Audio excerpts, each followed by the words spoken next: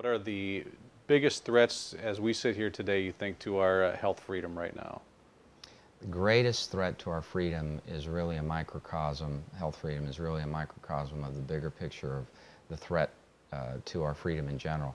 We began this nation with the notion, expressed well in our Declaration of Independence, that just governments derive their basis for legitimacy on the consent of the governed, and that just governments are dedicated to the protection of our rights, our civil and economic rights. Indeed, that's the very purpose of government in the minds of the Founding Fathers, is to protect civil and individual rights. And we started off with a limited federal republic, and with doctrines and provisions in the Constitution that were well accepted to limit federal power.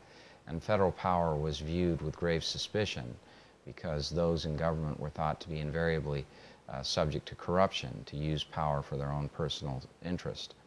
And these magnificent provisions in the Constitution that limit power and prevent such things as delegation of governing power to the FDA, enabling the FDA to have legislative, executive, and judicial power, and to wield that power independent of Congress through an unelected FDA commissioner over the entire American public, dominating over a quarter of all goods and services in this country, which are health-related products. That type of thing was called tyranny in the founding of the Republic. James Madison said that if you co-locate any two of the following three powers, legislative, executive, and judicial, you will have the very definition of tyranny. It was against an absolute monarch possessed of those powers, who was unrepresentative of the American people, that caused an American Revolution.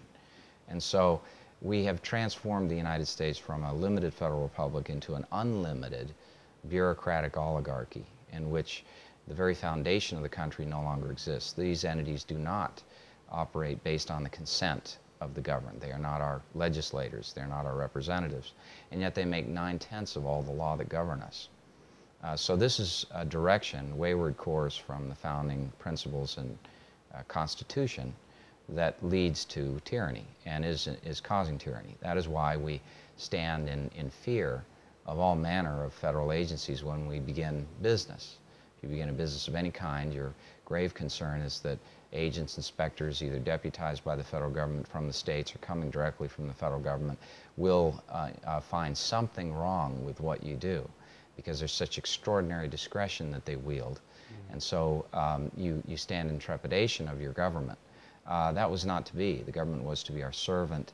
We weren't to fear government for doing those things which are necessary to sustain ourselves. Jefferson said, "A wise and frugal government shall restrain men from injuring one another, but shall leave them otherwise free to regulate their pursuits of industry and improvement." He described that as the sum of good government. And we're so far away from that.